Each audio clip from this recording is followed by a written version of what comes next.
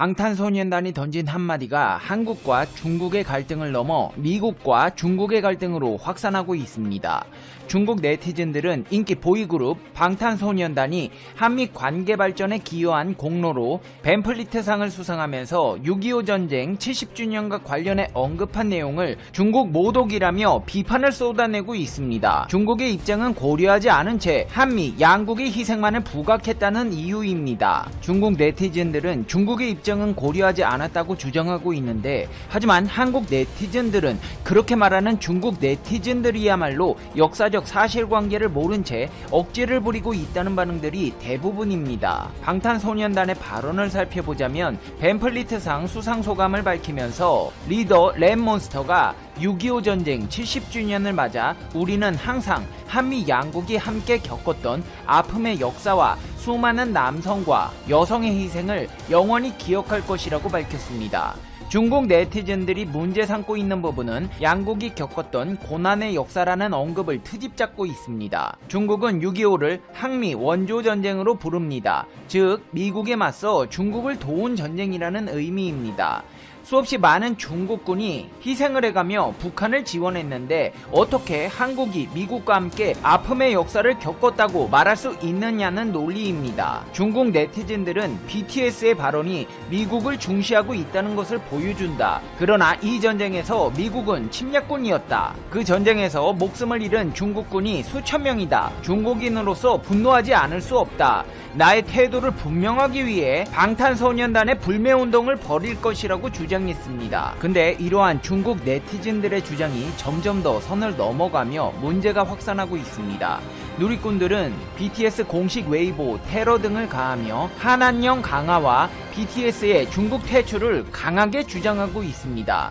BTS를 좋아하면 매국노다. 중국 BTS 팬클럽 아미들은 정신 좀 차려라. BTS 앨범 살 돈은 있으면서 국적 버릴 돈은 없냐? BTS는 이제 중국에 발을 못 붙이게 하겠다며 마치 BTS가 의도적으로 중국을 무시하고 깎아내렸다는 여론을 형성해 중국 아미들을 조롱하고 있는 것입니다. 상황이 이렇게 확산되자 한국은 물론이고 전세계 언론들은 이번 사건을 언급하며 중국 도대체 왜 저러냐, 이해할 수 없다는 반응들이 나오고 있습니다. 뉴욕타임즈 등 외신들은 악의 없는 BTS의 발언에 중국 네티즌들이 분노하고 있다. BTS는 공공연한 도발보다는 진심 어린 포용성으로 잘 알려진 인기 보이밴드고 BTS의 수상 소감은 악의 없는 말 같았다.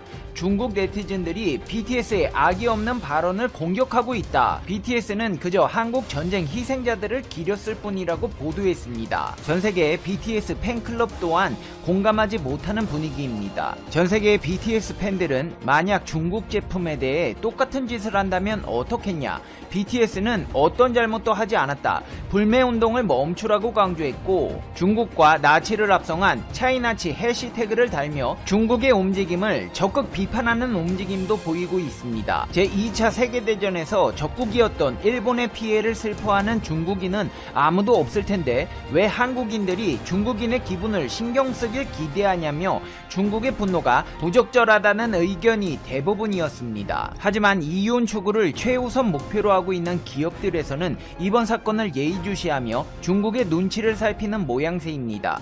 로이터 통신은 삼성을 비롯한 몇몇 유명 브랜드들이 명백히 BTS와 거리를 두고 있다며 이번 논란은 세계 제2위 경제대국인 중국에서 업체들 앞에 정치적 지뢰가 깔렸다는 것을 보여준 가장 최근의 사례라고 밝혔고, 과거 갭과 메르세데스 벤츠 등도 비슷한 이유로 중국에서 불매운동 위기에 빠졌었다며 이러한 움직임은 민족주의가 팽배한 중국에서 외국 브랜드가 직면한 위험을 드러낸다고 지적했습니다. 해외 언론들은 중국의 민족주의에 주목하고 있습니다. 영국의 파이낸셜 타임즈에서도 중국에 진출한 외국 브랜드가 중국의 편협한 민족주의에 희생된 사례라며 지난해 NBA 관계자가 홍콩의 반송환법 시위에 찬성을 표시했다가 중국 중국에서 1년 동안 NBA TV 중계가 중지되는 등 홍역을 앓은 사례, BTS가 모델로 활동하는 삼성과 현대차, 필라 등이 분노한 중국 누리꾼들의 공격을 받아 이들 기업 웨이보에서 BTS 관련 게시물을 서둘러 삭제한 사실을 비교했습니다. 미국에서는 이번 사태를 예의주시하고 있습니다. 그도 그럴 것이 미국이 어떻게 하면 중국을 압박할 수 있을지 틈새만 노리고 있던 상황에서 한국의 K-POP 스타가 한미 동맹의 과거 희생의 역사를 언급했다가 된소리를 맡고 있으니 이번 사태를 적극적으로 활용해 6.25 참전 국가들이 중국 불매운동에 앞장서야 한다는 이야기까지 나오고 있습니다. 또 미국 조야에선 이번 사태와 관련해 어글리 차이니즈라는 말까지 써가며 중국을 비판하고 나섰고, 미국의 지한파들은 반한 운동과 함께 중국 내 한국 제품 불매운동 등이 벌어지고 있는 것에 대해 전쟁을 치른 국가 입장에서 참전국의 희생에 대해 고맙다는 지극히 상식적인 말을 한 것인데, 중국 네티즌들은 비상식적인 행동을 하고 있다고 입을 모으고 있습니다. 더그밴도 케이토 연구소 연구위원은 중국 네티즌들의 반한 불매운동에 대해 오로지 중국의 평판을 깎아내릴 것이라며 어글리 차이니즈가 등장했다고 했고, 마키야마 유럽국제 정치경제연구소 소장은 정말 미쳤다.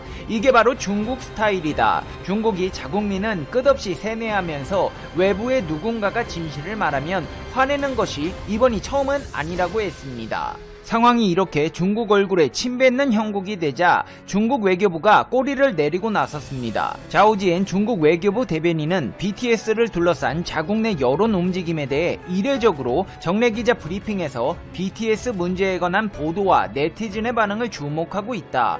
역사를 거울 삼아 미래를 향하고 평화를 아끼며 우호를 도모하는 것은 우리가 함께 추구해야 한다. 그것은 노력할 만한 가치가 있다고 밝혔습니다. 중국 당국이 한중 우호 도모의 필요성을 강조하고 외국에서 비판 여론이 일어난 것에 영향을 받은 것으로 보이는데요. 실제로 중국 외교부의 입장 표명 이후 웨이보 등 중국의 SNS에서 BTS에 대한 비난 여론은 크게 감소하고 있습니다.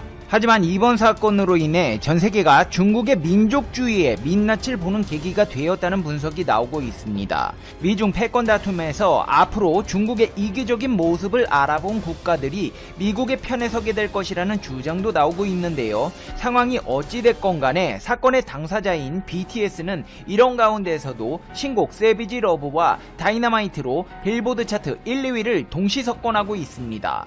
대한민국을 넘어 아시아 음원 역사상 한 가수가 빌보드 차트 핫백 1위와 2위를 동시에 차지하는 경우는 전무합니다. 중국으로 인해 불필요한 홍역을 치르는 가운데서도 K-POP 역사상 대기록을 세운 것입니다.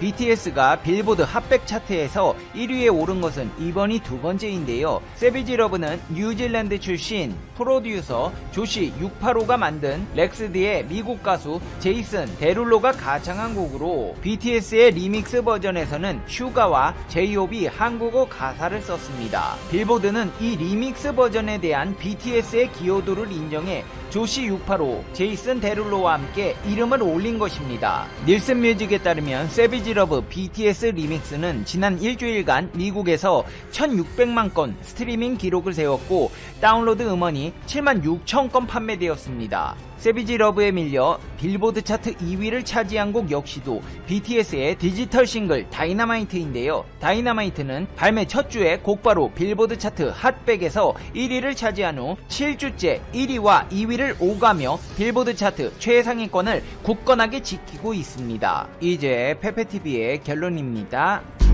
Conclusion. 페페TV. BTS 정말 대단하네요. 빌보드 1, 2위를 동시에 석권해버리네요. 사실 싸이의 강남스타일이 나왔을 때만 해도 언제 우리가 또 빌보드에서 한국 가수를 보게 될까 생각했는데 이제는 BTS가 언제 신곡 내서 또 1등 할까 이런 기분이 듭니다. 중국 네티즌들이 말도 안 되는 억지 부리면서 불매운동하며 BTS를 깎아내리려 하는데 그 역경을 딛고 국위선양하고 있는 BTS 정말 자랑스럽습니다. 페페TV 시청자 여러분은 어떻게 생각하세요? 페페TV는 여러분의 생각이 궁금합니다. 댓글로 여러분의 생각을 남겨주세요. 그럼 여러분 오늘 하루도 항상 트럼프 재선 위해 남중국 해에서 중과 한판 분화, 남중국 해에서 미국과 중국의 국지전이 발생할 수 있다는 전망이 나왔다. 도널드 트럼프 미국 대통령이 오는 11월 대통령 선거에서 자신의 재선 가능성을 높이기 위해서 이 같은 일을 벌일 수 있다는 것이다. 미국과 중국의 남중국해 국지전으로 유력한 지역은 스카보러 섬일 것이라는 상세한 분석도 나왔다. 미국 중국 국지전 장소 스카보러 섬? 5일 사우스 차이나 모닝 포스트에 따르면 중국 해군 장교 출신인 왕윤페이 군사고문은 트럼프 대통령이 자신의 지지율을 끌어올리기 위해 남중국해에서 중국과 통제 가능한 군사적 충돌을 시작할 수 있다고 진단했다. 복수의 관측통도 미국과 중국의 대립이 격화하고 있는 가운데 우발적인 충돌을 우려한다고 밝혔다. 다만 필리핀이 합의하지 않을 것이므로 미국의 공세가 전면전으로 확대될 가능성은 낮다고 봤다. 스카보러 섬은 필리핀에서 가장 큰 섬인 루손에서 서쪽으로 222km 떨어진 곳에 위치한 모레토 감초다. 미군은 필리핀 주둔 당시 이곳을 사격장으로 사용한 바 있다. 필리핀과 중국은 이 섬의 대영유권 다툼을 벌이고 있다. 분쟁 중인 스프레틀리 제도에 있는 7개의 중국이 구축한 인공섬과는 달리 이 암초에는 인공 구조물이 없다. 스카보러 섬은 현재 중국의 통제를 받고 있다. 중국 해안경비대는 정기적으로 스카보러 섬 주변이나 그 안에 있는 석호를 순찰 중이다.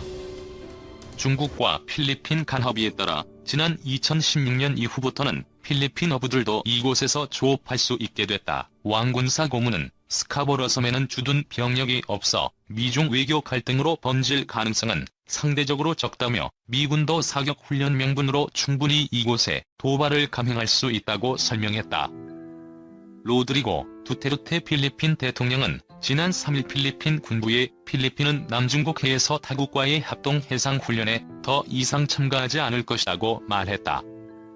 필리핀이 단독으로 또는 미국과 공동으로 스카보러 섬 근처에서 무력을 사용할 가능성을 배제하려는 것으로 보인다. 중국 아세안 영유권 분쟁지 남중국해는 중국은 사실상 남중국해 전역이 자국의 영해라고 주장하고 있다. 중국은 파라셀 제도와 스프레틀리 제도 등 베트남과 영유권 분쟁 중인 남중국해의 섬들을 포함시킨 새 ADIZ 선포를 계획하고 있다. 지난 5월에도 중국은 스프레틀리 제도 내에 파이어리 크로스 암초의 군용기를 출격시켰다. 일방적으로 남중국해에서 모든 국가의 어업조업을 금지시키기도 했다. 베트남 등 아세안 회원국과 미국은 중국의 행위들이 베트남과 아세안 회원국의 주권을 침해하는 것이라며 비난하고 중국의 자제를 지속적으로 촉구하고 있다.